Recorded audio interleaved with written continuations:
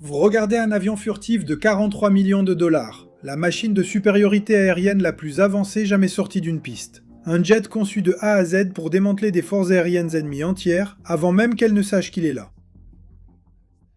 Et le 4 février 2023, il a obtenu sa toute première victoire aérienne confirmée après près de 2 décennies de service en première ligne. La cible, un vieux gros ballon. Donc oui, le Raptor a été conçu pour traquer les chasseurs les plus mortels de la planète, et son premier trophée officiel a été un sac de gaz se déplaçant lentement, de la taille d'environ 3 bus. Nous reviendrons plus tard sur la façon dont cet engagement s'est déroulé exactement. Si cela vous semble être des débuts un peu absurdes pour le chasseur de supériorité aérienne le plus cher jamais produit, eh bien, bienvenue, car les contrastes absurdes sont justement la spécialité de cet avion. Lors des exercices de combat simulés, le F-22 a accumulé un ratio de victoire impressionnant contre des adversaires fictifs. Et chacun coûte environ 143 millions de dollars à la sortie de la chaîne. C'est à peu près le prix d'un tout nouvel avion de ligne, Boeing 737. Sa section équivalente radar serait selon la rumeur de la taille d'un bourdon, même si le chiffre réel reste bien caché derrière de très nombreux niveaux de classification. Et oui, les nombreux niveaux de classification, c'est quelque chose qui va revenir souvent dans cette vidéo. Je vais faire de mon mieux. Alors, comment une machine aussi extraordinaire en vient-elle à être célèbre pour avoir fait éclater un ballon? Et pourquoi ces pilotes se sont-ils un jour décrits comme des cobayes dans une expérience qui échouait? Et aussi, pourquoi les États-Unis en ont-ils construit moins de 200 avant de tout arrêter? Et comment un avion à réaction au bilan extraordinaire lors des exercices s'est-il retrouvé mêlé à une crise liée à des incidents physiologiques inexpliqués? Voici tout ce que vous devez savoir sur le F-22 Raptor.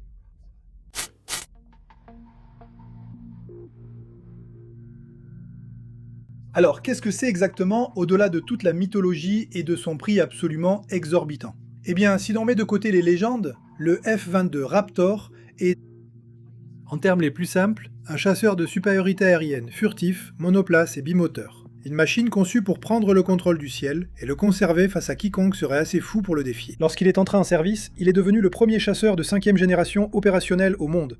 Pour mériter cette appellation, un avion doit combiner plusieurs éléments assez complexes en même temps. Une forme furtive à faible détectabilité, la supercroisière, c'est-à-dire la capacité de voler plus vite que le son sans utiliser la post-combustion, des systèmes avioniques avancés, la fusion de capteurs qui combinent plusieurs sources en une seule image claire, et une véritable agilité, le tout sur une seule cellule. Beaucoup de chasseurs ont réussi à maîtriser une ou deux de ces prouesses auparavant. Le Raptor a été le premier à réunir toutes ces capacités en même temps. Sa mission principale est la suprématie aérienne. Le Raptor n'a pas été construit pour bombarder des huttes en terre. Il n'a pas été conçu comme une plateforme d'appui aérien rapproché survolant les troupes, et il n'a jamais été destiné à être un cheval de bataille polyvalent, capable de tout faire. Sa seule raison d'exister est de trouver les avions ennemis, les détruire, et faire en sorte que des pilotes ennemis soient tellement terrifiés par le ciel, qu'ils préfèrent laisser leurs avions sur le tarmac. C'est un chasseur conçu pour gagner le combat avant même que l'adversaire ne sache qu'il a commencé. Alors, où se situe cet appareil dans l'arbre généalogique? Eh bien, on peut considérer le Raptor comme le successeur direct du légendaire F-15 Eagle, le chasseur qui a dominé les cieux dans les années 1980 et 1990. Il est souvent mentionné en même temps que le F-35 Lightning II. Mais les deux sont des homologues plutôt que des jumeaux, car le F-35, plus petit et doté d'un seul moteur, est un appareil polyvalent, tandis que le F-22 à 2 moteurs est un spécialiste. Conçu pour accomplir une seule mission, vraiment bien. Et c'est un tout autre type d'appareil que les avions furtifs comme le bombardier B-2 ou le F-117, qui ont été conçus pour s'infiltrer et larguer des bombes, certainement pas pour gagner un combat aérien rapproché. Ensuite, il y a la rareté. Les États-Unis ont construit 187 F-22 opérationnels de série, ou 195 appareils, si l'on inclut les 8 prototypes de test. Cela fait que la flotte de Raptor est bien plus petite que l'immense flotte de F-16 de l'armée de l'air. Et il vole à une altitude étonnamment élevée. Le Raptor a un plafond opérationnel de 50 000 pieds, soit plus de 15 km d'altitude, ce qui le place à plus de 6 km au-dessus du sommet du mont Everest, dans une atmosphère si raréfiée que le vol en toute sécurité dépend entièrement de la pressurisation, de l'oxygène et de tout un ensemble d'équipements de protection. Alors, qu'est-ce qui a donné naissance au F-22? Eh bien, 3 mots, la guerre froide. Les États-Unis et l'Union soviétique se faisaient face à travers l'Europe, avec des dizaines de milliers de chars et d'avions prêts à intervenir. Le chasseur de première ligne de l'Amérique était le F-15 Eagle, et il était magnifique. Le roi incontesté des airs avec un palmarès de combat qui finirait par compter des dizaines de victoires sans une seule perte en combat aérien. Mais que construisez-vous lorsque votre meilleur chasseur pourrait ne plus suffire dans 10 ans? Eh bien, en novembre 1981, l'US Air Force a officiellement exprimé le besoin d'un chasseur tactique avancé, une machine de nouvelle génération, destinée à remplacer l'Eagle et à contrer les menaces soviétiques que les analystes du renseignement voyaient poindre à l'horizon. L'Aigle gagnait pour l'instant, Mais rien ne dure éternellement. Les soviétiques déployaient le Sukhoi 27 Flanker et le MiG-29, deux nouveaux chasseurs agiles, capables de véritablement rivaliser avec le F-15. Ils étaient accompagnés d'un réseau de missiles sol-air plus performant, d'avions radars de veille aérienne et de systèmes de défense aérienne intégrés. Tout cela était conçu pour rendre le ciel d'Europe de l'Est mortel pour tout pilote occidental qui s'y aventurerait. La crainte à Washington était simple, que la confortable marge de supériorité dont jouissait l'Eagle s'évaporait discrètement. Cependant, l'Amérique avait une nouvelle carte en main. Le secret F-117 Nighthawk avait prouvé que la furtivité n'était pas un fantasme, qu'il était réellement possible de façonner et de recouvrir un avion pour le rendre presque invisible au radar. Mais le F-117 était lent, un bombardier nocturne anguleux qui volait en ligne droite dans l'obscurité et évitait le combat. Transformer cette magie de la furtivité en un chasseur supersonique et agile, capable de distancer un flanqueur, était un problème bien plus difficile. Personne n'avait jamais combiné l'invisibilité et la férocité du combat aérien dans une seule cellule, et de nombreux ingénieurs doutaient même que cela soit possible. Plusieurs personnes ont fait avancer cette idée énorme. Le général Robert Bob Dixon du Tactical Air Command a contribué à définir ce que l'armée de l'air attendait réellement d'un tel avion, et Edward P. Aldrich, en tant que secrétaire de l'armée de l'air, a orienté le programme vers une compétition décidée par des prototypes en vol plutôt que par de simples propositions sur papier. Ces hommes n'étaient pas en train de concevoir un outil de contre-insurrection pour des guerres poussiéreuses contre des ennemis faiblement armés. Ils préparaient une guerre terrifiante de haut niveau contre une superpuissance rivale, le genre de guerre que tout le monde espérait ardemment ne jamais voir arriver. Spoiler, bonne nouvelle, cela n'est pas arrivé. L'ampleur qu'ils imaginaient était stupéfiante. Le plan initial prévoyait environ 750 de ces chasseurs. Une production à l'échelle d'un grand programme de gros porteurs. Suffisamment pour rééquiper toute la première ligne de la puissance aérienne américaine pour une génération. En 1986, le programme avait une équipe dédiée qui le coordonnait, et comme petit signe de la profondeur des racines de ce chasseur, c'était exactement la même année où Top Gun remplissait les cinémas, et poussait une génération d'adolescents à courir vers les bureaux de recrutement. Une fois que l'US Air Force avait défini précisément ce qu'elle voulait, la partie difficile a commencé, car elle a alors confié à l'industrie américaine le devoir le plus ambitieux de toute l'histoire de l'aviation.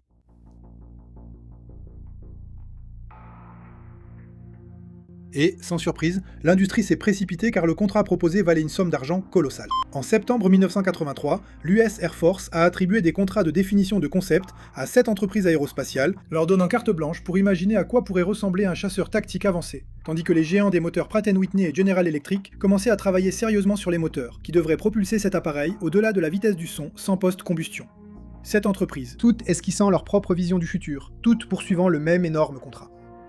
En septembre 1985, l'US Air Force avait consolidé ses exigences dans une demande formelle de proposition, et les deux qualités sur lesquelles elle insistait le plus étaient la furtivité et la supercroisière. Cette deuxième exigence était la véritable difficulté, un problème qui frôlait l'impossible pour les motoristes de l'époque. Puis vint le moment de la sélection. Le 31 octobre 1986, l'US Air Force a réduit tout le champ de compétition à seulement 2 équipes rivales, Boeing et General Dynamics, et Northrop associé à McDonnell Douglas. Le défi d'ingénierie derrière toutes ces manœuvres entre entreprises était absolument incroyable. Les moteurs du nouveau chasseur devraient le propulser au-delà de la vitesse du son sans post-combustion, tandis que la cellule resterait invisible au radar et suffisamment agile pour gagner un combat rapproché dans le ciel. Le concours pour le moteur s'est finalement joué entre 2 concurrents, des conceptions rivales, le Pratt & Whitney YF-119 contre le General Electric YF-120. Chaque équipe pariant avoir résolu l'énigme de la supercroisière. Même les favoris ont rencontré des difficultés en cours de route. Le concept initial du YF-22 de Lockheed aurait été abandonné et entièrement revu à l'été 1987, avec une aile redessinée vers une forme en losange et une série d'améliorations visant à obtenir à la fois une meilleure furtivité et une meilleure agilité. Sherman Mullen, qui dirigeait le programme ATF de Lockheed, a mené cette refonte pour réduire les risques alors que l'équipe se rendait compte du nombre de problèmes inédits qu'elle tentait de résoudre simultanément. Pete Aldridge avait délibérément structuré toute la compétition autour de véritables prototypes en vol, plutôt que de simples promesses sur le papier, forçant les deux équipes à réellement construire l'appareil et à prouver les concepts en vol, là où il était impossible de truquer les résultats. En 1990, après près d'une décennie de peur, d'ambition et d'une ingénierie férocement coûteuse, ce n'était plus une pile de dessins et de maquettes en soufflerie. 2 avions à réaction étrange, anguleux, à l'apparence extraterrestre, sortaient enfin des hangars, prêts à voler et à se battre pour l'avenir de la puissance aérienne américaine.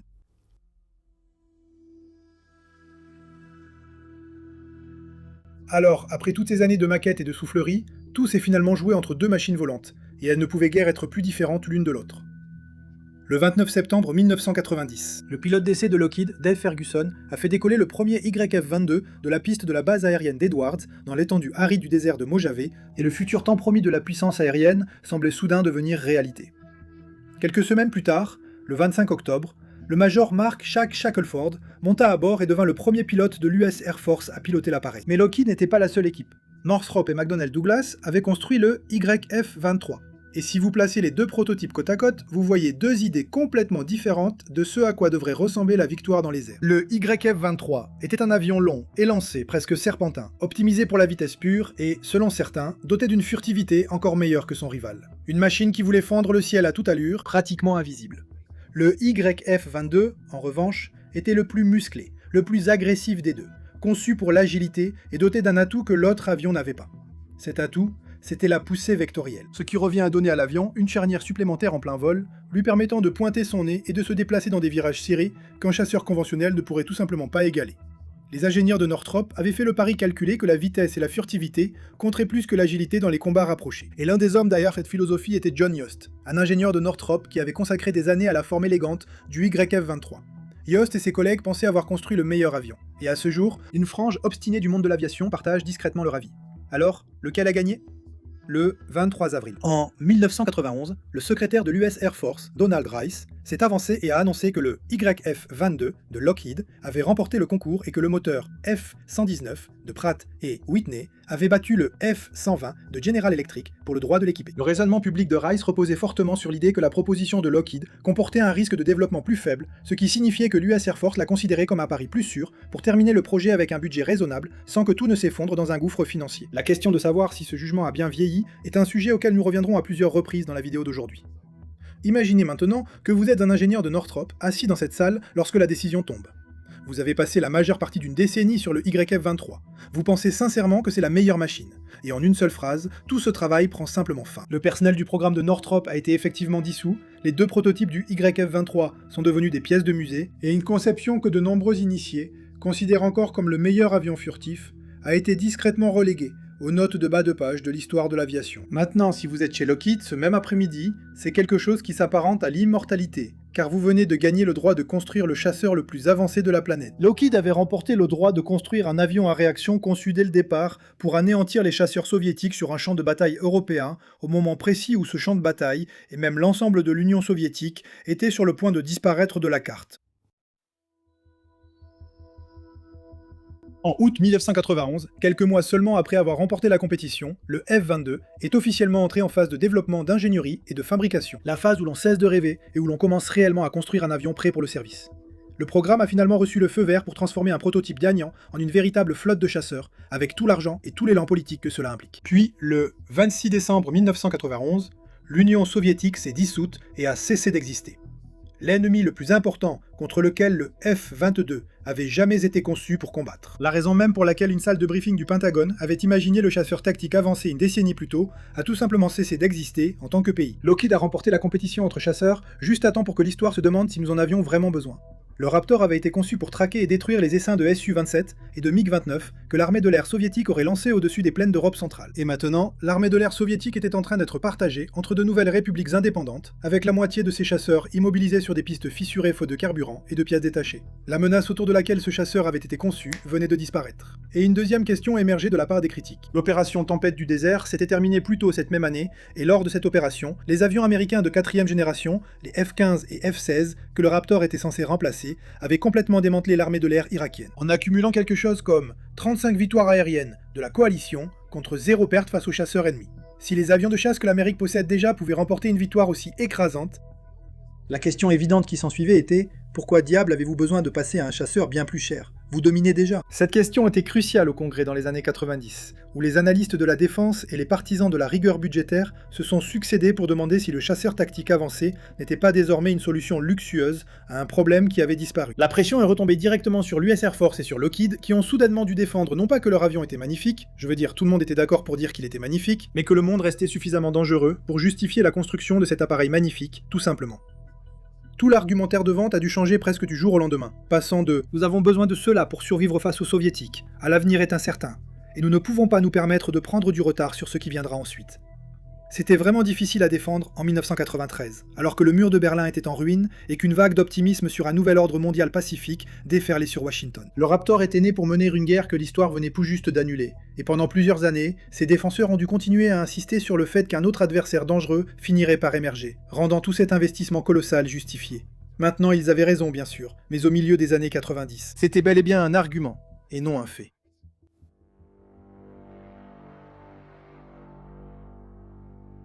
Malgré toutes ces inquiétudes stratégiques, le métal continuait de s'assembler dans une usine à Marietta, en Géorgie. Et le 9 avril 1997, le premier exemplaire de série du F-22A est enfin sorti à la lumière du jour. Et ils ne l'ont pas fait discrètement. La cérémonie de présentation s'est déroulée avec des lasers, de la fumée, une musique grandiose et beaucoup de mise en scène patriotique, du genre de spectacle qu'on attendrait pour un super-héros sortant de l'ombre, plutôt que pour un avion quittant un hangar. Mais c'était quand même sacrément impressionnant. Ils l'ont baptisé Raptor One et lui ont donné le nom plutôt grandiose de Spirit of America. On dirait le nom d'un vieux bateau. Bref, le président Bill Clinton, comme nous l'avons mentionné plus tôt, a qualifié le nouveau jet de catalyseur d'une révolution dans la puissance aérienne. Ce qui est plutôt flatteur pour un avion qui n'avait pas encore volé une seule minute. Tout l'événement était orchestré pour rappeler au Congrès et au public exactement ce que leurs milliards avaient permis d'acheter pendant toutes ces années d'incertitude, et pour affirmer que le Raptor était réel, qu'il était là, et qu'il valait chaque centime. Que tout le monde dans les commissions budgétaires y ait cru ou non, c'est une toute autre histoire. Le véritable test, cependant, est arrivé 5 mois plus tard, loin des machines à fumer et des discours. Le 7 septembre 1997. Le pilote d'essai de Lockheed, Alfred Paul Metz, est monté à bord du Raptor One et l'a fait décoller pour son vol inaugural, une sortie d'environ 50 minutes, qui a finalement répondu à la seule question qui comptait vraiment. Est-ce que l'appareil volerait réellement comme les ingénieurs l'avaient promis? Metz, un pilote d'essai chevronné qui avait également piloté le YF-23 quelques années plus tôt, était à peu près la personne la mieux placée pour en juger, ayant pris place dans les cockpits des deux visions de ce futur. L'appareil était également conçu pour durer, avec une durée de vie opérationnelle d'environ 8000 heures de vol, ce qui correspond à environ 30 ans d'utilisation ordinaire en temps de paix, avant que la cellule ne soit usée.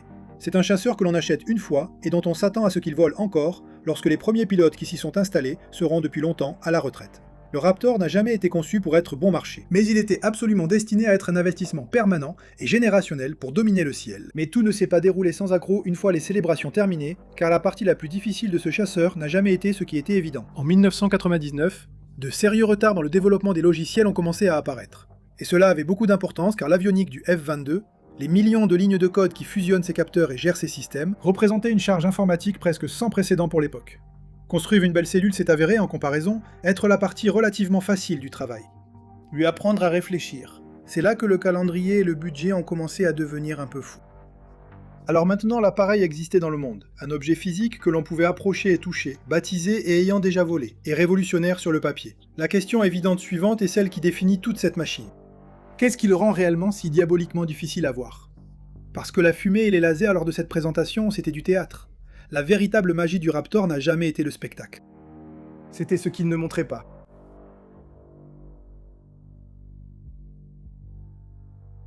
Alors parlons de la furtivité, d'accord? Sans le jargon physique, parce que l'idée de base est bien plus simple que l'ingénierie nécessaire pour la réaliser. Le radar, c'est un peu comme lancer des balles de tennis dans une pièce sombre et voir ce qui vous revient. Plus il y a de balles qui reviennent, plus vous pouvez voir clairement ce qu'il y a à l'intérieur. Tout l'art de la furtivité consiste à façonner et à recouvrir un avion de manière à ce que ces balles de tennis rebondissent ailleurs et ne vous reviennent pas, afin que vous ne puissiez pas voir ce qu'il y a dans la pièce sombre. Le premier et le plus important outil dans cette astuce, c'est la forme. Si vous regardez le Raptor d'en haut, vous remarquerez que sa silhouette est construite autour d'un petit nombre d'arêtes, soigneusement alignées avec les ailes et les empennages, et diverses lignes de panneaux qui sont toutes parallèles les unes aux autres, plutôt que de partir dans toutes les directions.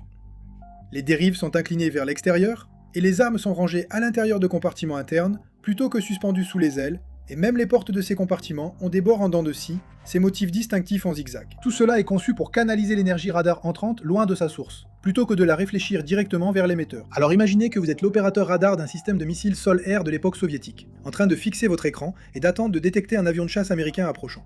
Face à un chasseur ordinaire, vous verriez un point lumineux, impossible à manquer, à des kilomètres de distance. Contre le Raptor, vous pourriez apercevoir un petit scintillement de la taille d'un oiseau, puis vous dire « c'est probablement un bug ». Mais la forme ne suffit pas. L'appareil est aussi recouvert de matériaux et de revêtements absorbant les ondes radar, conçus pour absorber l'énergie plutôt que de la réfléchir, et cette attention obsessionnelle va jusqu'au moindre détail. Parce que chaque interstice, chaque fixation et chaque joint de panneau est une source potentielle de réflexion qu'il faut gérer. Même cette verrière teintée d'or si caractéristique fait partie du système, recouverte d'un mince film métallique décrit dans la littérature technique comme étant de l'oxyde d'indium éteint, qui aide à réfléchir les ondes radar et empêche l'électronique du cockpit d'émettre sa propre signature révélatrice. Même si personnellement, je pense qu'ils l'ont faite dorée parce que ça a tout simplement de la classe. Les entrées d'air sont en forme de S, de sorte que les radars ennemis ne peuvent pas avoir une vue directe sur les aubes du compresseur qui tournent à l'intérieur des moteurs. ce qui autrement les ferait briller comme un phare. Et les tuyères d'échappement aplaties aident à réduire à la fois la signature radar et la signature infrarouge qui le suit. Alors à quel point cela le rend-il invisible? Et la réponse honnête, c'est que personne en dehors d'un cercle très restreint d'ingénieurs habilités ne le sait avec certitude, car la surface équivalente radar exacte est l'un des chiffres les plus strictement classifiés de tout le programme. Cette valeur varierait selon l'angle et la fréquence du radar, mais le Raptor a été conçu pour être extraordinairement difficile à détecter et à suivre, plutôt que littéralement invisible, évidemment. Ce qui ne fait aucun doute, c'est que ce chasseur est bien plus difficile à détecter que tout ce qui l'a précédé. Rien de tout cela n'est apparu par magie, bien sûr, et pour comprendre d'où vient la confiance institutionnelle qui a permis de tenter cela, il faut remonter à un endroit appelé Skunkworks, et à un homme nommé Ben. Ben Rich dirigeait la légendaire division des projets avancés de Lockheed et a supervisé la création du F-117 Nighthawk, prouvant que la furtivité capable de déjouer les radars était réalisable et non simplement un fantasme. Ce programme a permis de développer les compétences techniques, les outils et le savoir institutionnel durement acquis qui ont rendu possible la furtivité bien plus ambitieuse du Raptor. Ben Rich était fidèle à lui-même quant à la philosophie sous-jacente, affirmant que la furtivité consistait à contrôler précisément où l'énergie d'un avion était dirigée, plutôt que de poursuivre un rêve impossible d'invisibilité totale. Toute cette magie a bien sûr un coût exorbitant. La furtivité, en fin de compte, n'est pas quelque chose que l'on ajoute et que l'on oublie, c'est quelque chose que l'on entretient constamment, de façon obsessionnelle, et à un coût faramineux, comme nous le verrons un peu plus tard.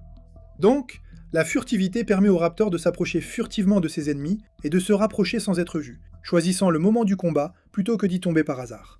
Mais s'approcher n'est que la moitié de ce qui rend ce chasseur si létal, car une fois qu'il est là, il possède un autre atout extraordinaire, qui détermine exactement quand et où l'élimination a lieu. Et cet atout, c'est une vitesse pure, soutenue, tout en consommant très peu de carburant.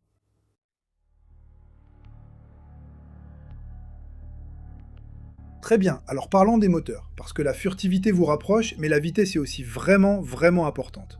À l'arrière du Raptor sont montés deux moteurs Pratt Whitney F119 PW100, chacun appartenant à la catégorie des 35 000 livres de poussée, ce qui signifie qu'ensemble, ils propulsent ce jet avec environ 70 000 livres de poussée combinée. C'est une quantité colossale de puissance pour un chasseur monoplace, et cela permet au Raptor de réaliser un exploit que presque rien d'autre dans le ciel ne peut accomplir. Cet exploit, c'est ce que nous avons mentionné plus tôt, la super croisière. La plupart des chasseurs peuvent franchir le mur du son, mais ils le font en allumant la post-combustion, en injectant du carburant brut dans les gaz d'échappement pour un sprint bref et gourmand qui vide les réservoirs à une vitesse folle. Le Raptor maintient une vitesse supérieure à Mach 1,5 uniquement avec la poussée sèche, pas de post-combustion, ce qui lui permet d'atteindre plus de 1600 km/h sans la pénalité dévastatrice sur la consommation de carburant. Cela signifie qu'il peut voler à des vitesses supersoniques pendant de longues périodes, plutôt que de simplement brûler tout le carburant en une pointe de 30 secondes. Alors imaginez que vous êtes le pilote. C'est vous qui êtes assis au-dessus de deux F-119 alors que vous vous éloignez du ravitailleur et que vous poussez les manettes des gaz vers l'avant. Le major Paul Max Moga, premier pilote de démonstration du F-22, a expliqué l'appareil au public, a décrit ce moment mieux que n'importe quelle fiche technique. Vous vous éloignez du ravitailleur, enclenchez la post-combustion, et c'est comme si quelqu'un avait accéléré le monde entier. Et puis il y a les tuyères, c'est là que les choses deviennent vraiment étranges. Si vous regardez l'arrière du Raptor, vous verrez que ces échappements ne sont pas ronds, ils sont plats et rectangulaires, et ils peuvent pivoter de haut en bas sur environ 20 degrés. C'est ce qu'on appelle la vectorisation de poussée, et cela donne au jet un levier de contrôle supplémentaire, lui permettant d'orienter son nez et de s'incliner d'une manière qu'un chasseur conventionnel ne peut tout simplement pas suivre, surtout à basse vitesse, lorsque les surfaces de contrôle ordinaires commencent à perdre de leur efficacité. C'est la différence entre diriger avec l'air qui passe sur vos ailes et diriger avec la puissance brute qui sort de vos moteurs. Je suis sûr que vous avez tous vu les images des démonstrations aériennes. Le Raptor qui se hisse dans une montée presque verticale, suspendu sur sa queue, effectuant des manœuvres qui semblent défier les lois du vol. C'est à couper le souffle à regarder. Mais pointer le nez de l'appareil vers le ciel et perdre toute votre vitesse est une façon fantastique de mourir dans un véritable combat aérien, car une fois que votre énergie est épuisée, vous devenez une cible lente et facile. La véritable valeur du Raptor en combat, ce ne sont pas les tours de passe-passe. C'est la gestion de l'énergie, placer un missile au bon endroit dans le ciel avant même que l'adversaire ne sache que vous êtes là, et garder assez de vitesse pour partir quand vous le souhaitez. Et puis il y a la réalité physique de encaisser de fortes charges dans cet appareil. Le Raptor peut maintenir un virage à 9G. Et sous cette charge, votre tête pèse soudainement beaucoup plus que d'habitude.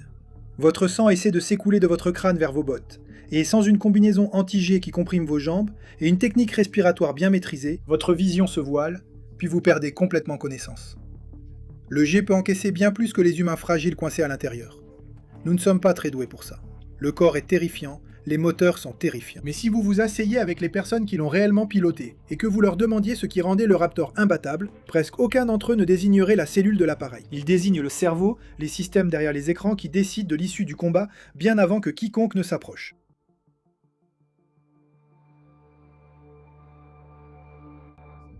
Alors entrons dans ce cerveau, car le Raptor ressemble plutôt à un centre de commandement volant. Oubliez l'image hollywoodienne du pilote de chasse qui se tord le cou dans la verrière, cherchant l'ennemi à l'œil nu à travers le verre, avec le pouce prêt à appuyer sur la gâchette.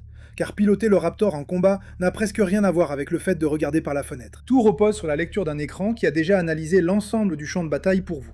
Au cœur de tout cela se trouve le radar AN APG-77. Et ce n'est pas le radar mécanique à balayage que transportaient les anciens chasseurs. C'est un réseau à balayage électronique actif. Ce qui signifie qu'au lieu d'une seule antenne pivotant physiquement pour pointer vers une cible, il possède une plaque fixe parsemée de centaines de petits modules émetteurs-récepteurs qui orientent le faisceau radar électroniquement à la vitesse de l'électricité, sans aucune pièce mobile. Cela lui permet de balayer le ciel, de suivre un essaim de cibles en même temps et de passer de l'une à l'autre plus rapidement que n'importe quel radar mécanique ne pourrait l'imaginer. Il dispose également de modes à faible probabilité d'interception, qui diffusent le signal de manière si ingénieuse qu'un récepteur d'alerte ennemi a du mal à remarquer que son appareil est en train d'être repéré. Mais le radar n'est qu'un des capteurs du Raptor. L'avion transporte également des capteurs passifs, des systèmes qui se contentent d'écouter au lieu d'émettre, absorbant les émissions radar ennemies et les communications sans émettre le moindre signal révélateur. Maintenant, si vous prenez tout cela ensemble, le radar actif, l'écoute passive, les données transmises par d'autres avions alliés, vous obtenez quelque chose que les anciens avions de chasse ne pouvaient pas gérer. Les anciens avions envoyaient toutes les informations aux pilotes sous forme de flux bruts séparés. Un point ici, un signal d'alerte là, laissant un être humain assembler frénétiquement toutes ces données pour en faire une image cohérente tout en pilotant ce fichu avion. Le Raptor fait l'assemblage à votre place. Sa fusion de capteurs prend les retours radar, les détections passives et les informations des liaisons de données, puis les fusionne en une seule piste propre et confirmée. Ainsi, au lieu de fixer un ensemble confus de signaux contradictoires, le pilote voit une seule cible cohérente avec toutes les informations que l'avion possède à son sujet, regroupées ensemble. Imaginez que vous êtes assis dans le cockpit, regardant 3 écrans couleurs et un large affichage tête haute. Vous ne voyez pas des signaux. Vous voyez un champ de bataille représenté devant vous, avec des symboles clairs, chaque menace identifiée et priorisée, le tout assemblé avant même que l'ennemi n'ait la moindre idée de votre existence. Ce n'est plus Top Gun, c'est plutôt comme jouer aux échecs en 4 dimensions à 1000 miles à l'heure, déplaçant calmement les pièces pendant que votre adversaire ne sait même pas qu'il y a un plateau. Les pilotes qui sont passés des anciens chasseurs décrivent ce banc en perception de la situation comme la chose la plus déconcertante à propos de cet appareil. La sensation de soudainement tout savoir alors que vous avez passé une carrière à ne presque rien savoir. Les Raptors communiquent aussi entre eux grâce à ce qu'on appelle la liaison de données intra-formation, qui permet à une formation de partager toutes ces informations fusionnées en silence, d'un avion à l'autre, sans émettre sur des canaux qu'un ennemi pourrait détecter. Une formation de 4 Raptors met efficacement en commun ses yeux et ses oreilles pour créer une image tactique commune, de sorte qu'une cible repérée par l'avion de tête apparaît instantanément sur l'écran de chaque ailier. Tout cela se passe là-haut, à plus de 50 000 pieds, observant les menaces qui ne peuvent pas grimper pour l'affronter et qui ne le voient pas arriver. Le Raptor vous trouve, il vous identifie et se positionne pour tuer pendant que vous tâtonnez avec des retours radar bruts à une altitude plus basse. Donc, maintenant qu'il peut voir tout le champ de bataille et s'y déplacer à volonté, la question évidente est celle qui compte vraiment en temps de guerre. Comment ce truc tire-t-il ?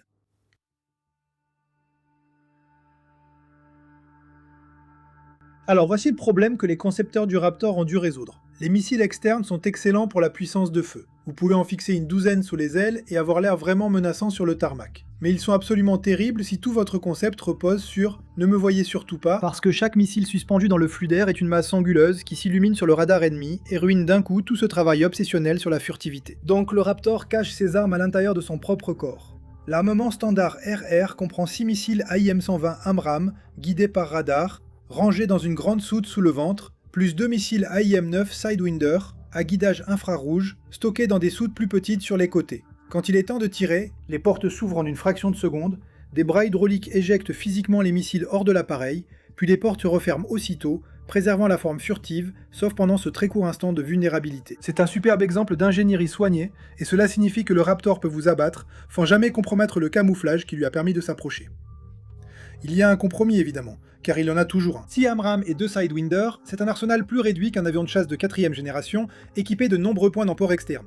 Le Raptor accepte d'avoir moins de possibilités de tir en échange de rester invisible, ce qui est un compromis parfaitement logique quand on se rappelle que sa mission principale est de gagner le combat avant que quiconque ne sache qu'il a commencé. Idéalement, il ne devrait jamais se retrouver dans une mêlée où il aurait à tirer une douzaine de missiles dès le départ. Et si jamais les missiles viennent à manquer et que cela se termine en véritable combat rapproché, le Raptor a encore de quoi se défendre. Enfoui dans l'aile droite, dissimulé derrière sa propre petite trappe furtive qui ne s'ouvre que lorsqu'on en a besoin, se trouve un canon Vulca M61A2.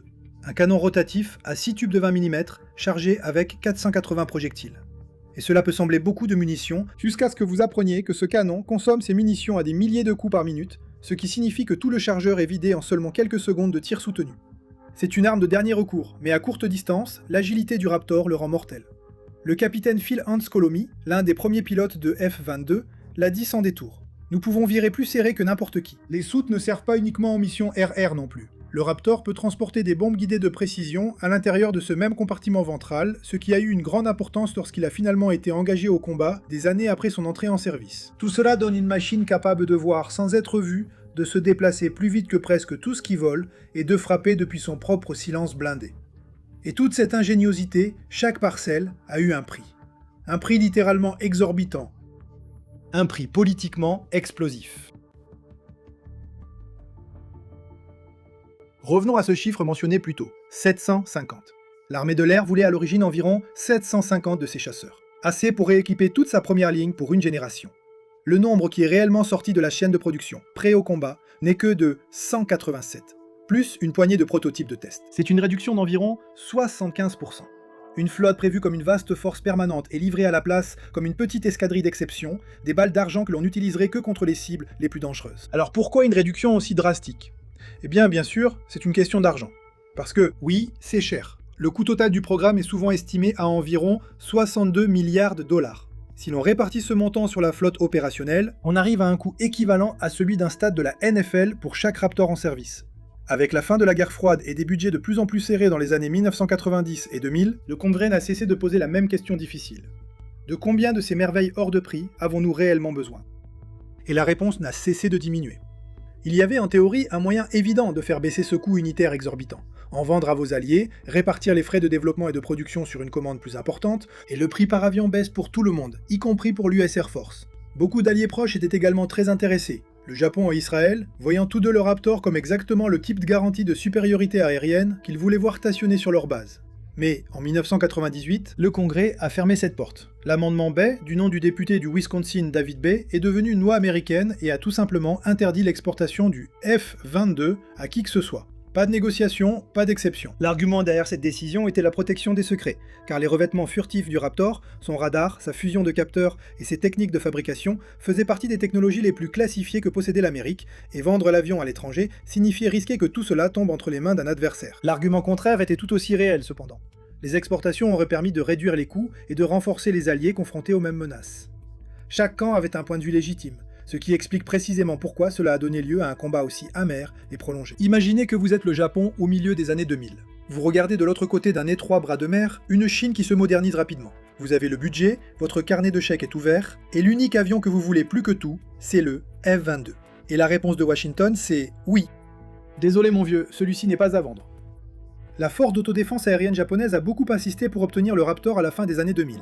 Et ils étaient assez frustrés qu'on leur dise « Oui, vous pouvez regarder, mais vous ne pouvez pas toucher ». Ils ont finalement cherché ailleurs et ont fini par piloter le F-35 à la place, qui a toujours été un lot de consolation plutôt que ce qu'ils voulaient vraiment. Ce n'est pas que le F-35 ne soit pas impressionnant, il l'est vraiment, c'est juste différent. Si vous voulez une analyse approfondie à ce sujet, faites-le moi savoir. Maintenant, tout le monde n'a pas pleuré le faible nombre de Raptors, attention, car le jet a eu ses détracteurs acerbes dès le début. Pierre Sprey, un sceptique de longue date concernant les chasseurs de haute technologie coûteux, qui a été une épine dans le pied du Pentagone pendant des décennies, a rejeté toute l'affaire en des termes cinglants, qualifiant le fameux F-22, je cite, « moins un oiseau de proie agile et à la vue perçante, qu'un vautour lent et à moitié aveugle ». Et nous reviendrons plus tard sur la question de savoir si Sprey avait raison, car cet homme a fait carrière en étant délibérément et provocativement grossier à propos d'avions comme celui-ci. Le programme se trouvait donc dans une position étrange. L'Amérique avait construit le chasseur de supériorité aérienne le plus performant de la planète, puis a limité la flotte à moins de 200 exemplaires, et a ensuite adopté une loi pour s'assurer qu'aucun pays allié ne puisse jamais en acheter un, afin de partager la facture. Il était rare, il était secret, et il était vraiment, vraiment cher. La seule chose qu'il restait à prouver, c'était s'il pouvait réellement accomplir la mission pour laquelle il avait coûté si cher à construire. Et au moment où le Raptor est enfin entré en service opérationnel, il a commencé à répondre à cette question de la manière la plus incroyable qui soit, en détruisant tous les autres chasseurs que les États-Unis pouvaient lui opposer lors des entraînements.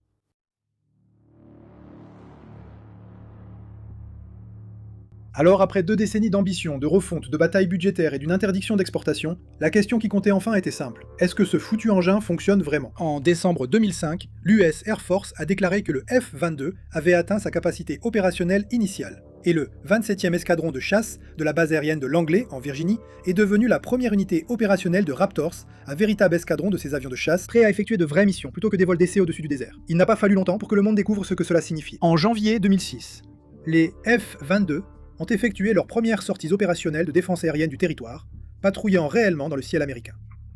Mais le moment où la légende a vraiment pris forme, c'était sur les terrains d'exercice, où le Raptor a affronté les meilleurs chasseurs que les États-Unis pouvaient aligner, et les a littéralement anéantis lors de combats simulés, encore et encore, sans même avoir à forcer. Le score était de 144 à 0. Pendant la première semaine de l'exercice Northern Edge 2006, les responsables de l'US Air Force ont rapporté que les F-22 avaient remporté 144 victoires simulées air-air sans perdre un seul Raptor. Il s'agissait de arbitrage d'exercice, des victoires comptabilisées lors de jeux de guerre élaborés, et non d'avions réellement abattus sur le champ de bataille ou dans le ciel. Mais le résultat restait incroyablement déséquilibré. Personne n'est mort, mais ce déséquilibre a envoyé un message très clair à toutes les forces aériennes du monde qui prêtaient attention, c'est-à-dire à toutes. À quel point était-ce déséquilibré? Eh bien, imaginez un sport où une équipe marque 144 buts, et n'en encaisse aucun sur toute une saison. Et vous commencerez à comprendre à quel point le Raptor a dominé les avions de chasse de générations précédentes contre lesquels il s'est mesuré. Les hommes qui pilotaient les F-15 et F-16 du côté adverse n'étaient pas des amateurs. C'était parmi les pilotes de combat les plus expérimentés au monde, et pendant ces exercices, ils se faisaient abattre à répétition par un ennemi que la plupart d'entre eux n'avaient jamais vu sur le radar avant que l'annonce du tir de missile ne soit faite. Pour le dire franchement, le ratio de victoire était absolument sans précédent. Le général de brigade Burton Field, qui commandait la première escadre de chasse lors des débuts de ces avions, avait clairement cessé de lire les sceptiques à ce stade. Pour le citer, « Je ne sais pas ce que les gens ont lu, mais cette machine est un monstre. Elle est plus maniable que tout ce qui existe. » Tout cela était, selon toute logique, insensé. Un chasseur détecterait, identifierait et détruirait un avion adverse avant que cet adversaire n'ait la moindre idée que le Raptor se trouvait même dans le même espace aérien, puis se repositionnerait calmement pour recommencer avec le suivant. La furtivité lui permettait de s'approcher, la fusion des capteurs lui indiquait précisément où se trouvait tout le monde, et la super croisière lui permettait de dicter chaque engagement selon ses propres conditions. Les pilotes adverses, d'après tous les témoignages, trouvaient l'expérience totalement démoralisante, ce qui est justement le but de s'entraîner contre l'appareil que l'on espère que l'ennemi n'aura jamais. En février 2007, le Raptor a emmené cette réputation à l'étranger pour la première fois, en étant déployé à la base aérienne de Kadena à Okinawa, au Japon. Stationner un escadron des chasseurs les plus avancés du monde dans le Pacifique occidental était une décision délibérée, un signal clair adressé directement à la Chine, qui se modernisait rapidement. Le chasseur était là pour marquer le coup, pas seulement pour gagner lors de simulations en Nevada. Il était stationné sur une piste à portée de frappe, du type même d'adversaire de haut niveau pour lequel il avait été conçu. Maintenant, avant de vous emballer et de trop polir la légende, une nécessaire douche froide. Les exercices, ce ne sont pas des guerres. Obtenir 144 victoires simulées contre des avions alliés en suivant les règles d'un exercice, ce n'est pas la même chose que survivre à une vraie guerre contre un ennemi. Les Raptors ont prouvé qu'ils pouvaient remporter les combats d'entraînement de manière plus complète que tout ce qui avait existé auparavant. Savoir s'ils pouvaient gagner une vraie guerre, seule une vraie guerre pouvait y répondre, et l'appareil passerait toute sa carrière à ne jamais faire la guerre pour laquelle il avait été conçu. Mais il s'avère que, aussi formidable que soit le Raptor, il est aussi très difficile à exploiter. Car pendant que le Raptor ridiculisait tous les autres chasseurs de l'arsenal américain, les équipes au sol chargées de le maintenir en vol apprenaient une leçon très différente et très coûteuse sur ce qu'il faut réellement pour mettre un avion furtif dans les airs.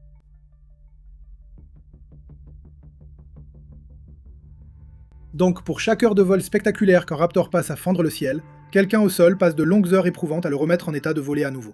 Le pilote obtient la couverture du magazine, le surnom et les acclamations lors des meetings aériens. Le technicien, lui, se retrouve à faire des réparations à 3h du matin, sous une lampe de travail, à réparer cette fichue machine. Au début, les chiffres étaient absolument ahurissants. Le F-22 exigeait environ 30 heures de maintenance dédiées pour chaque heure passée en vol. Une grande partie de cette charge était due à la furtivité elle-même, car ces revêtements absorbant les ondes radar et les joints de panneaux traités sont fragiles, des éléments délicats qui doivent être inspectés, réparés et réétanchéifiés en permanence pour que l'avion reste aussi invisible que promis dans la brochure.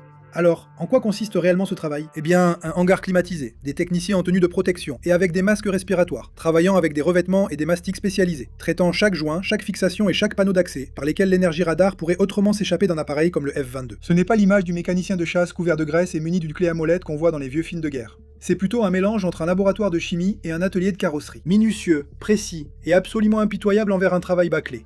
La meilleure façon de comprendre l'appétit du Raptor en matière de maintenance, c'est de le comparer à une voiture de Formule 1 plutôt qu'à la Ford de votre grand-père. Une voiture de Formule 1 n'est pas une épave peu fiable. C'est une machine finement réglée qui fonctionne à la limite absolue de ce qui est possible, et elle punit la négligence de façon impitoyable. Si vous cessez de lui accorder cette attention obsessionnelle, les performances qui la rendent spéciale disparaissent tout simplement. Le Raptor, c'est pareil. Un pur sang qui récompense un entretien méticuleux, c'est un peu nul, au moment où cet entretien fait défaut. La bonne nouvelle, c'est que les équipes au sol se sont nettement améliorées. En 2009, cette charge de maintenance était tombée à environ une demi-heure par heure de vol, ce qui la faisait passer en dessous de l'exigence de 12 heures fixée par l'armée de l'air. Une amélioration significative due à de meilleures procédures, de meilleurs matériaux et à des équipes qui avaient tout simplement appris à connaître l'avion sur le bout des doigts. Le taux de disponibilité opérationnelle, c'est-à-dire la part de la flotte réellement prête à voler chaque jour, est passé de niveau très bas au début, autour de 40%, à environ 63% en 2015, avec certains rapports ultérieurs approchant les 70%. À 63%, cela signifie qu'environ 2 avions sur 3 sont prêts à voler quand vous en avez besoin. Donc oui, la furtivité du Raptor n'est pas une propriété que l'avion possède simplement, elle n'est pas simplement là gratuitement une fois que l'appareil quitte l'usine. C'est un état que les équipes au sol entretiennent manuellement, quart après quart, couche après couche, et dès qu'ils arrêtent, la magie disparaît. Et pendant que ces équipes apprenaient à vivre avec leur pur sang exigeant, en faisant baisser les chiffres de maintenance année après année, un tout autre combat se préparait, loin de tout hangar. Là-haut à Washington, dans les commissions budgétaires et les plus hauts bureaux du Pentagone, des hommes sans clé à molette ni masque décidaient discrètement s'il fallait arrêter complètement la production de cette machine.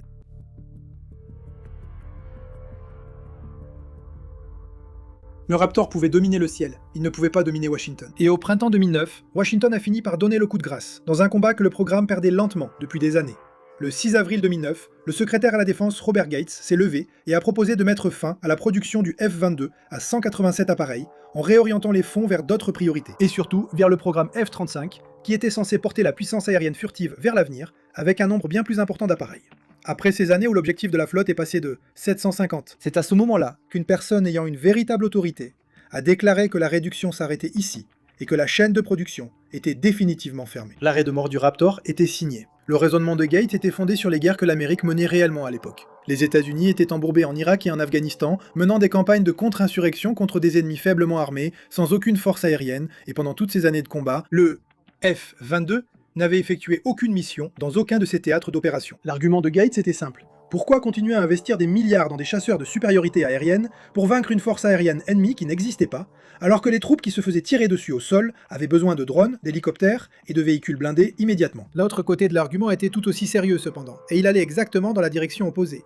Les critiques de l'annulation faisaient remarquer que l'Irak et l'Afghanistan n'étaient pas les guerres pour lesquelles le Raptor avait été conçu, et que stopper la production avant que des rivaux potentiels comme la Chine et la Russie ne déploient leurs propres chasseurs furtifs était un pari risqué sur un avenir pacifique qui, eh bien c'est plutôt optimiste, n'est-ce pas ? En achetez trop peu maintenant, disait l'avertissement, et vous regretterez désespérément de ne pas en avoir construit plus lorsqu'un véritable adversaire finira par apparaître. Et ce véritable adversaire, ce n'est pas l'Afghanistan. Cet argument est vite devenu politique, car un programme de cette ampleur n'est jamais uniquement une question de stratégie. Le Raptor était assemblé à Marietta en Géorgie, où la chaîne de production soutenait environ 2000 emplois directs et plusieurs milliers d'autres à travers un vaste réseau national de fournisseurs. Le sénateur Saxby Chambliss de Géorgie, dont l'État était le plus concerné, est devenu l'un des défenseurs les plus déterminés de l'avion au Capitole, luttant pour maintenir la chaîne de production face à une administration qui avait décidé que le temps était écoulé. L'affrontement décisif a eu lieu pendant l'été. En juillet 2009, après un débat intense et une menace de veto direct du président Obama contre tout projet de loi visant à obtenir plus de Raptors, le Sénat a voté pour retirer les fonds supplémentaires destinés au F-22 du budget de la défense. Ce vote a scellé le sort de l'avion. Le chasseur de supériorité aérienne le plus avancé jamais construit serait limité à 187 exemplaires, et les outils qui les fabriquaient seraient rangés. Une décision qui paraît un peu différente aujourd'hui, maintenant que la Chine et la Russie disposent toutes deux de leurs propres chasseurs furtifs. Mais Gates n'était pas un idiot, et son argument selon lequel il faut combattre les guerres auxquelles on fait face plutôt que celles qu'on préférerait était solide. Les défenseurs du programme n'étaient pas des va-t-en-guerre, et leur avertissement concernant le rattrapage des adversaires de même niveau s'est révélé malheureusement très juste en à peine une décennie. Ainsi, le nombre de Raptors a été définitivement figé. Son avenir, en tant que petite flotte irremplaçable, était désormais fixé par la loi et le budget. Mais alors que le combat politique atteignait sa conclusion amère, le chasseur a été confronté à une crise qui n'avait rien à voir avec l'argent ou la stratégie, et tout à voir avec les hommes sangués dans le cockpit, car le Raptor avait commencé, discrètement et de façon terrifiante, à rendre ses propres pilotes plutôt malades.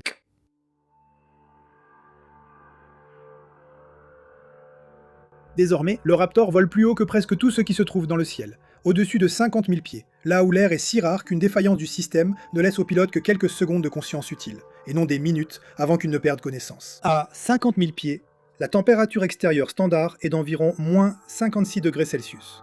Bien plus froide que l'intérieur de votre congélateur de cuisine. La pression de l'air est si basse que l'hypoxie et la décompression rapide deviennent des dangers immédiats pour la vie, et la seule chose qui maintient le pilote en vie et conscient, c'est le système de survie qui pompe de l'oxygène sous pression dans le masque fixé à son visage.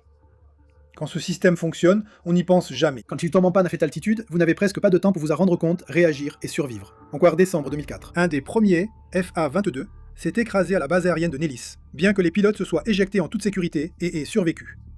Puis, le 29 mars 2009, le pilote d'essai de Lockheed, David Cooley, a été tué lorsque son F-22 s'est écrasé près de la base aérienne d'Edwards lors d'un vol d'essai. Mais la perte qui a provoqué une prise de conscience nationale est survenue l'année suivante. Le 17 novembre 2010, le capitaine Jeffrey Haney, un pilote de F-22, connu sous le nom d'appel Bong, est mort lorsque son Raptor s'est écrasé lors d'un vol d'entraînement de nuit au-dessus de l'Alaska. Il avait 31 ans. Et il était marié, et père de 2 jeunes filles. Un aviateur expérimenté pilotant l'un des avions les plus exigeants au monde. Par une nuit noire, dans l'un des environnements les plus hostiles de la planète. La mort de Haney est devenue l'une des controverses les plus douloureuses de l'histoire du programme. L'enquête officielle de l'US Air Force sur l'accident a conclu que les actions du pilote étaient la cause, concluant que Haney a été distrait par une panne et n'a pas réussi à redresser l'appareil à temps. Mais de nombreux pilotes de F-22 et la famille même de Haney en sont venus à croire que le système d'oxygène du chasseur était en cause et qu'il avait peut-être eu du mal à respirer en essayant de piloter, luttant contre son propre appareil pour trouver de l'air dans les dernières secondes qui lui restaient. La conclusion officielle et les doutes qui l'entourent n'ont jamais été totalement réconciliés. Quoi qu'il soit arrivé à Haney précisément, quelque chose n'allait indéniablement pas dans l'ensemble de la flotte. Tout au long de 2011, les pilotes de F-22 ont commencé à signaler un ensemble inquiétant de symptômes en vol. Vertige, désorientation, confusion, un brouillard mental qui n'avait rien à faire dans le cockpit d'un avion à réaction, voyageant plus vite que le son. Il y avait même un nom pour un symptôme persistant dont les pilotes parlaient entre eux. Le commandant Jeremy Gordon, pilote de F-22 à la Garde nationale aérienne de Virginie, l'a dit clairement.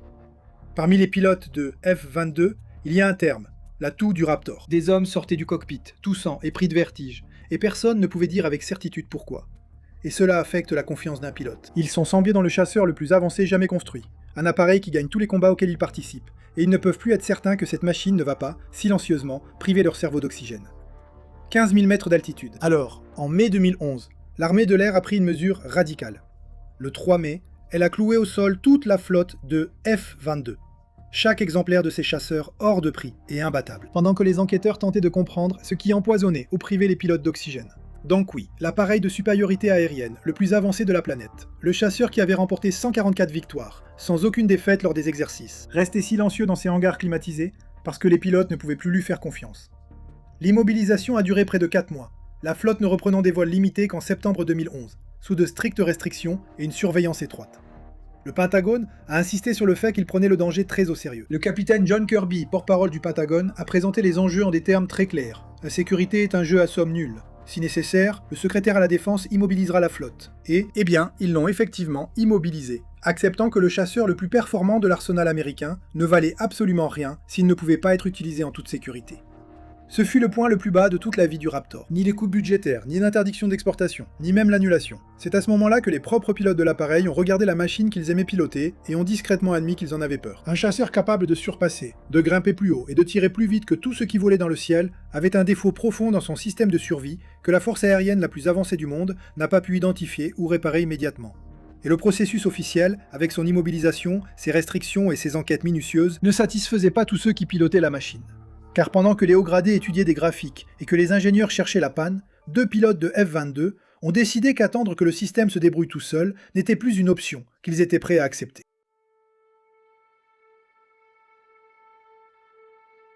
Printemps 2012.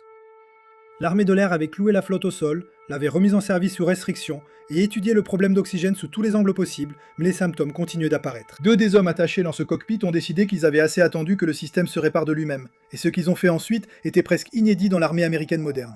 En mai 2012, le commandant Jeremy Gordon et le capitaine Joshua Wilson, tous 2 pilotes de F-22 dans la Garde nationale aérienne de Virginie, sont passés à la télévision nationale et ont déclaré publiquement qu'ils ne se sentaient plus en confiance pour piloter l'appareil tant que le problème d'oxygène n'était pas résolu. 2 pilotes en service actif brisant les rangs publiquement en uniforme pour remettre en question la sécurité de leur propre avion de première ligne, c'est le genre de choses qui n'arrive pas dans une culture fondée sur la chaîne de commandement et le professionnalisme discret. Ils savaient ce qu'ils risquaient en prenant la parole, et ils l'ont fait quand même.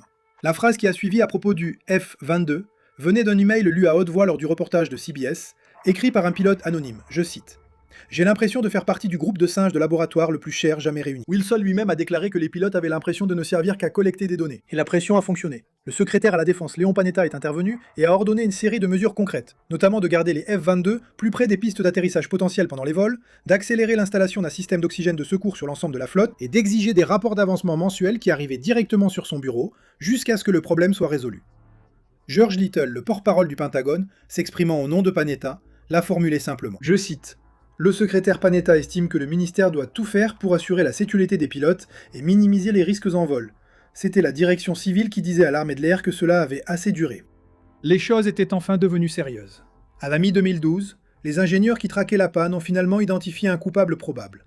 Et il s'est avéré que ce n'était pas une sorte de poison qui fuyait dans l'alimentation en air. L'explication principale portait sur le gilet de pressurisation du pilote et la valve qui le contrôlait. Un vêtement conçu pour comprimer la poitrine lors des manœuvres à forger, qui dans certaines conditions semblait se gonfler alors qu'il ne le devait pas, et limiter physiquement la capacité du pilote à respirer, agissant contre lui plutôt que pour lui. Ajoutez à cela des questions sur la filtration du système d'oxygène, et vous aviez un système de survie qui pouvait amener un pilote à lutter contre son propre équipement pour respirer. Les solutions qui ont suivi n'étaient pas spectaculaires, mais elles étaient efficaces, ce qui est un peu le thème de ce chapitre, n'est-ce pas ? De nouvelles valves pour le gilet de pressurisation, des filtres révisés, et un système d'oxygène de secours automatique qui se déclenchait instantanément en cas de défaillance de l'alimentation principale. Et tout cela a progressivement restauré la confiance, qui s'était évaporée dans la flotte pendant l'immobilisation. Il n'y a pas eu de moment eureka, juste une succession régulière de modifications techniques, davantage de surveillance. Et les pilotes ont lentement commencé à faire confiance à l'avion, qui leur permettrait finalement de respirer. Il a fallu des années pour clore définitivement la saga de l'oxygène, et certaines questions concernant ces premiers incidents n'ont jamais été résolues à la satisfaction de tous. Le Raptor a continué de voler, son système de survie silencieusement corrigé, sa terrible réputation d'étouffer ses propres pilotes s'estompe dans l'histoire du programme. Ainsi, après avoir survécu aux restrictions budgétaires, à l'interdiction d'exportation, à l'annulation et, de justesse, à son propre cockpit, le chasseur était enfin sur le point d'accomplir la seule chose pour laquelle il avait été conçu et qu'il avait remarquablement évité pendant près d'une décennie. Le Raptor partait en guerre.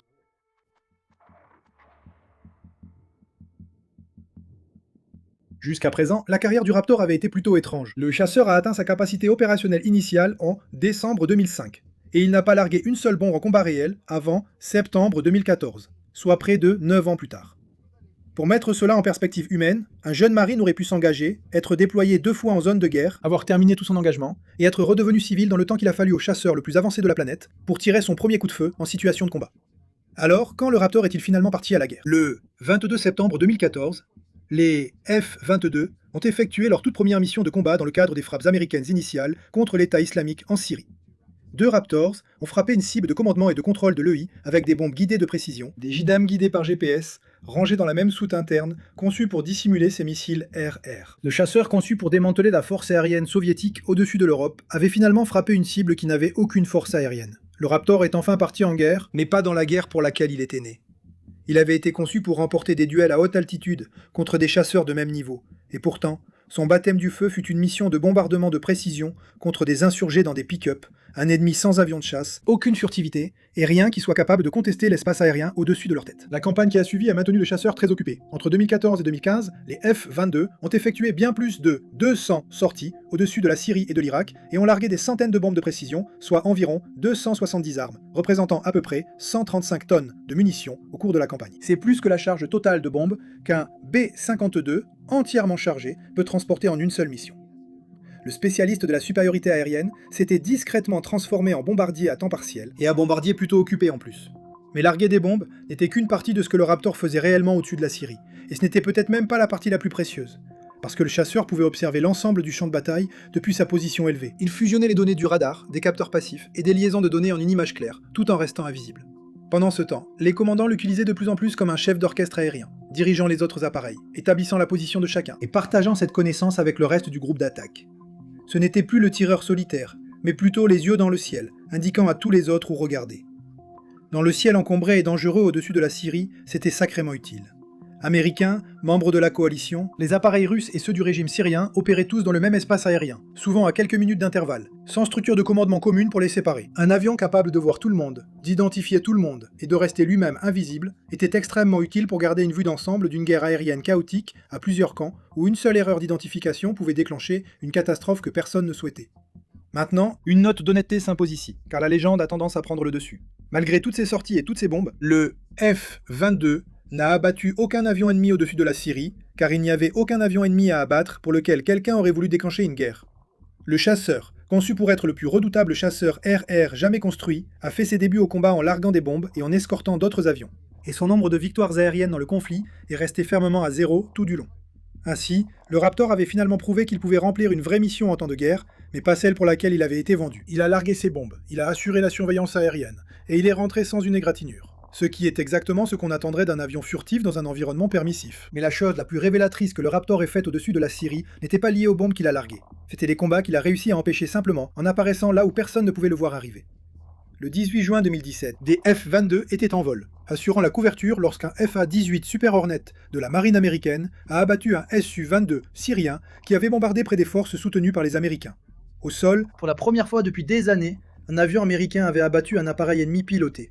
Les Raptors n'ont pas tiré ce jour-là, mais ils étaient là-haut, au cœur de l'action, observant toute la situation complexe se dérouler et prêts à agir si la rencontre dégénérait en quelque chose de plus grave. L'épisode qui illustre le mieux la valeur dissuasive du Raptor est survenu plus tard la même année, le 14 décembre 2017. Deux F-22 ont affronté une paire de Su-25 russes, des avions d'attaque au sol, qui avaient franchi une ligne de déconfliction au-dessus de la Syrie, et l'affrontement qui en a résulté a duré environ 40 minutes.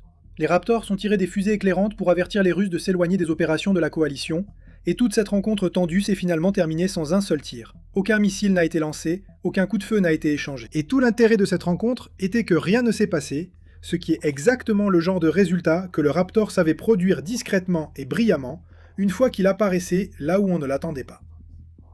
Parfois, le meilleur combat aérien, c'est celui où tout le monde décide de battre en retraite avant même que ça ne commence. Je veux dire, imagine que tu es le pilote russe. Tu as franchi une ligne de déconfliction, tu n'aurais peut-être pas dû, tu pilotes un avion d'attaque au sol robuste mais vieillissant, et un chasseur que tu distingues à peine sur ton radar s'approche à ta hauteur, balance ses ailes et te fait comprendre très clairement qu'il t'observait depuis le début et qu'il aurait pu t'abattre à tout moment. Il n'y a pas de bonne option à ce moment-là, à part faire demi-tour et rentrer chez toi. Ce qui est précisément ce que le Raptor a été conçu pour te donner envie de faire. Franchement, c'est plutôt impressionnant. La même logique de dissuasion s'applique loin de toute zone de guerre, là-haut, dans l'air froid autour de l'Alaska, où le Raptor effectue régulièrement des missions d'interception d'avions russes qui sondent les limites de l'espace aérien nord-américain. Quand les Tu-95 Bir russes, ces énormes bombardiers de la guerre froide à hélice, s'approchent lourdement de la côte de l'Alaska, les F-22 décollent en urgence pour les intercepter, apparaissant souvent soudainement à côté de ces géants vieillissants, comme un rappel discret que l'Amérique surveillait toute l'approche et était prête bien avant l'arrivée des bombardiers. Il y a quelque chose d'assez théâtral dans ces interceptions du NORAD.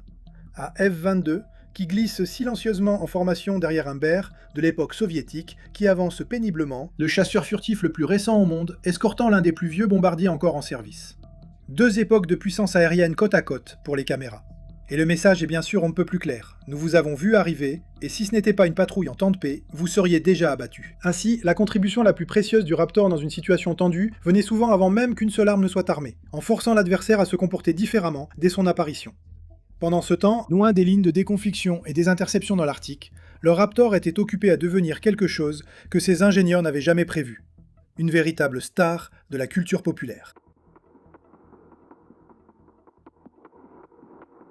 Désormais, dans le monde extérieur, loin des cockpits et des briefings classifiés, le F-22 est discrètement devenu l'un des avions militaires les plus reconnaissables de la planète, et Hollywood mérite une bonne part du mérite. Dans le film Transformers de 2007, le menaçant Decepticon Starscream prend la forme d'un F-22. Et l'année suivante, une escadrille de Raptors poursuit Tony Stark dans Iron Man. Cela signifie que ce chasseur était déjà une véritable star de cinéma avant même d'avoir fait usage d'une arme au combat. Starscream, ce n'est malheureusement pas la doctrine officielle de l'USAF, mais la silhouette était suffisamment reconnaissable pour que les réalisateurs la choisissent chaque fois qu'ils avaient besoin de quelque chose qui ait l'air incroyablement avancé. Et il n'est pas difficile de comprendre pourquoi la caméra l'adorait. Le Raptor a une silhouette unique dans le ciel. Cette verrière teintée d'or capte la lumière comme aucun autre chasseur. Et la démonstration de l'équipe de Voltige fait passer le chasseur par des manœuvres qui ressemblent carrément à de la sorcellerie pour quiconque regarde depuis le sol. Cette sensation d'accélération, concentrée en quelques minutes de montée verticale et de glissade sur la queue, c'est exactement ce qui faisait du Raptor une valeur sûre lors des meetings aériens. Et puis il y a Internet, qui a adopté le Raptor comme une sorte de mascotte dans les interminables guerres de chapelle sur les avions militaires. En ligne, vous trouverez des fans inconditionnels du Raptor qui débattent sans cesse de sa supériorité face aux partisans tout aussi dévoués du F-35. Et après la fameuse destruction du ballon par le chasseur en 2023, les mèmes se sont multipliés, mettant en scène le chasseur de supériorité aérienne le plus cher jamais construit, soudainement immortalisé comme le perceur de ballon le plus cher du monde. Le secret entourant le chasseur, sa forme incroyable, les acrobaties lors des meetings aériens et cette aura d'être le meilleur n'ont fait que renforcer encore son aura. Mais toute cette adulation, les apparitions dans les films, les foules lors des meetings aériens, la loyauté féroce en ligne, tout cela se produisait en même temps qu'un phénomène bien moins flatteur pour la réputation du Raptor. Parce que pendant que les fans débattaient pour savoir quel avion avait le look le plus cool, et qu'Hollywood le présentait comme la machine volante ultime, de vrais ingénieurs dans de véritables nations rivales étudiaient de très près le Raptor, et ils comblaient progressivement l'écart qu'il avait autrefois rendu intouchable.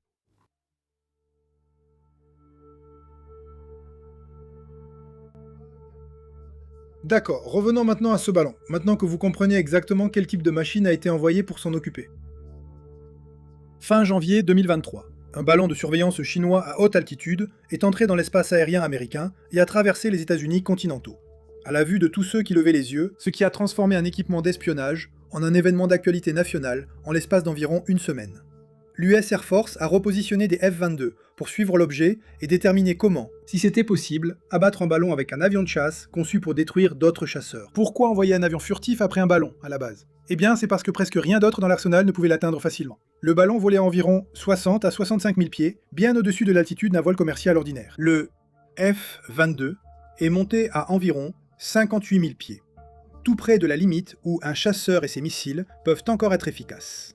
Ce qui excluait la plupart des autres avions auxquels on aurait pu penser. Le Raptor, avec son plafond opérationnel supérieur à 50 000 pieds et sa capacité de super croisière, était l'une des rares machines capables de monter là-haut et de effectuer un tir net. Le 4 février 2023, un FF-22 de la première escadre de chasse, opérant son indicatif d'appel Franco, est monté au large des côtes de la Caroline du Sud et a tiré un unique missile Sidewinder AIM-9X sur le ballon à environ 58 000 pieds, faisant tomber l'épave dans les eaux peu profondes, où la marine pouvait le récupérer pour le renseignement. Faire tomber le ballon au-dessus de l'Atlantique plutôt qu'au-dessus d'une zone peuplée signifiait que les débris pouvaient être repêchés et étudiés, plutôt que dispersés dans le jardin de quelqu'un dans le Montana.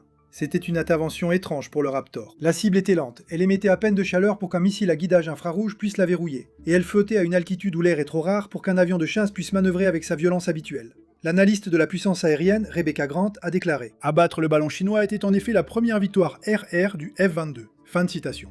Le chasseur le plus létal jamais construit, un avion avec un score de 144 à 0, contre les meilleurs pilotes que l'Amérique pouvait rassembler, a attendu près de 2 décennies pour sa première victoire aérienne confirmée, et l'a utilisé sur un sac de gaz. Le missile à lui seul aurait coûté environ 400 000 $, ce qui est une somme incroyable à dépenser pour faire éclater un ballon, même si ce ballon faisait de l'espionnage. Internet est devenu fou. Les blagues sur un super chasseur à plusieurs millions de dollars déployé pour faire éclater le ballon de fête le plus cher du monde se sont écrites toutes seules en quelques heures, et honnêtement, oui, c'est un peu absurde quand on le présente comme ça. Géopolitiquement cependant, ce n'était pas rien.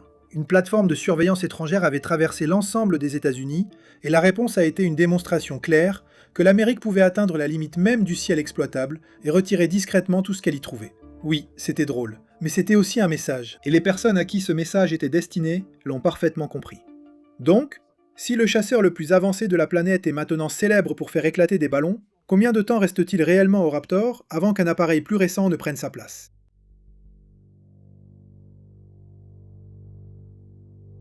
Pour répondre à cette question, il faut regarder où se situe réellement le Raptor au milieu des années 2020. Et honnêtement, il s'agit plutôt d'un champion vieillissant que d'une pièce de musée. En 2022, la flotte était tombée à environ 183 appareils, avec encore moins d'entre eux codés pour le combat, une fois que l'on met de côté les avions utilisés pour les tests, l'entraînement, et ceux perdus dans des accidents. C'est à peu près un tiers des quelques 540 Super Hornet que la marine américaine utilise. Ce qui montre à quel point la flotte de l'armée de l'air est bien trop réduite pour couvrir un monde immense et de plus en plus disputé. Et les rivaux qu'elle était censée dissuader n'acceptent plus poliment de ne pas exister. La Chine déploie désormais son chasseur furtif J-20 en nombre significatif, un grand avion bimoteur que les analystes occidentaux considèrent comme un appareil de la même catégorie, pris très au sérieux, même s'ils débattent de la maturité de ses moteurs et de la qualité de ses capteurs. La Russie a présenté le Su-57 comme son propre concurrent de 5e génération, bien que la plupart des observateurs occidentaux le considèrent comme le moins développé des deux, déployé en nombre modeste et freiné par des problèmes de programme. Le chasseur de 5e génération exportable que les Alliés utilisent réellement est le F-35, tandis que le Raptor, grâce à l'interdiction d'exportation, reste une arme strictement américaine. Alors, comment garder un chasseur né dans les années 1990 pertinent face à des adversaires qui n'existaient pas lors de sa conception? Eh bien, On l'améliore sans relâche. Le Raptor a bénéficié d'une série de programmes d'amélioration, dont la mise à niveau Increment 32B, l'intégration des nouveaux missiles AIM-9X et AIM-120D, des liaisons de données améliorées pour communiquer avec le reste de la flotte, et une modernisation longtemps retardée d'un système de visée monté sur casque, du type que des avions de chasse moins performants utilisaient depuis des années. L'objectif, tout au long de ce processus, a été de préserver les qualités de vol exceptionnelles de l'appareil, accompagné de capteurs et d'armes qui ne sont pas discrètement pris une génération de retard. Maintenant, tous les Raptors ne sont pas jugés dignes de l'investissement, attention. L'armée de l'air a proposé à plusieurs reprises de retirer 32 anciens appareils Block 20, utilisés principalement pour l'entraînement, en faisant valoir que les amener aux standards de première ligne serait extrêmement coûteux. Cependant, le Congrès a interdit à l'armée de l'air de se séparer de ces appareils jusqu'à l'exercice fiscal 2028. Et l'argument est le suivant. Pourquoi dépenser une fortune pour amener 3 douzaines de vieux avions d'entraînement au niveau de combat, alors que cet argent pourrait financer des capacités réellement utiles, surtout qu'un successeur est déjà en cours de conception. Désormais, ce successeur est désormais connu publiquement sous le nom de F-47, le chasseur piloté au centre de la famille de systèmes de supériorité aérienne de nouvelle génération. En mars 2025, l'US Air Force a attribué à Boeing le contrat de développement d'ingénierie et de fabrication. Bien sûr, beaucoup d'informations sur l'appareil restent classifiées, mais le concept général associe le chasseur piloté à des avions de combat collaboratifs sans équipage. L'objectif est de créer une famille de systèmes, un chasseur piloté volant aux côtés de drones sans équipage, conçu pour accomplir dans les tranches années 2030 et au-delà ce que le Raptor a fait dans les années 2000. Et pendant que vous vous demandez, ne pouvez-vous pas simplement construire plus de Raptors avancés ? Beaucoup de gens ont posé cette question, et la réponse à cette question s'est avérée plutôt choquante. Des études sur la relance de la production du F-22 ont abouti à un chiffre d'environ 50 milliards de dollars pour livrer 194 appareils supplémentaires, ce qui représente plus de 2 années du budget annuel total de la NASA, dépensé pour un chasseur qui a déjà été construit et abattu une fois auparavant. Alors, voici où en est le Raptor aujourd'hui. Il reste terrifiant pour tous ceux qui doivent l'affronter. Il demeure douloureusement rare, avec moins de 200 exemplaires. Il vieillit réellement, et il devient de plus en plus difficile et coûteux à moderniser chaque année. Il est, tout à la fois, le prédateur suprême du ciel, et un avion qui compte discrètement les jours avant d'être remplacé, ce qui est une étrange double vie à mener. Mais mettez de côté les blagues sur les ballons, les batailles budgétaires et la retraite imminente. Et la mission pour laquelle le Raptor a toujours été conçu n'a pas changé depuis ce briefing du Pentagone en 1981. Il a été créé pour gagner les combats avant même qu'ils ne commencent vraiment. Pour être la raison pour laquelle un pilote ennemi décide que le ciel au-dessus du champ de bataille ne vaut tout simplement pas le risque. Et pour faire disparaître silencieusement les affrontements les plus meurtriers dans les airs, avant que quiconque ne tire un coup de feu, malgré tous ces contrastes absurdes et son prix exorbitant. C'est l'héritage du jet le plus incroyable jamais construit. Une machine dont les plus grandes victoires sont les combats qui n'ont jamais lieu. Merci d'avoir regardé.